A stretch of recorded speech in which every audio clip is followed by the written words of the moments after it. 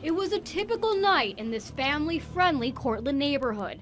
Danielle Parker had just put her children to bed and was reading a book when she smelled smoke. Just before 7 o'clock, Danielle noticed smoke coming from that second-story window. She knocked on the door and no one answered, so she called police. That was the beginning of a very active night for this very quiet family. The hazmat crew got here, and then the firemen come, and they're like parked right out in front of our house with like their big lights on.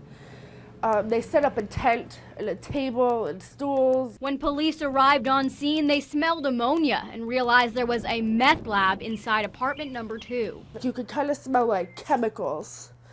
And after finding out like what that smell was, I recall like smelling it before. Danielle and her children were told to evacuate because police were afraid of a potential explosion. Crews were working outside until 5 o'clock in the morning, and it ended in the arrest of 3 suspects: Matthew Stone of Cortland, Savannah Webster of Little York, and Joshua Marshall, who was living at the location. They were all charged with criminal possession and unlawful manufacture of methamphetamine. It was kind of a surreal thing because you don't expect that in the neighborhood. You would expect it more in another part of town maybe, because there's a lot of kids on the street. You wouldn't expect that. Danielle took her kids to the doctor today to make sure they weren't exposed to any harmful chemicals.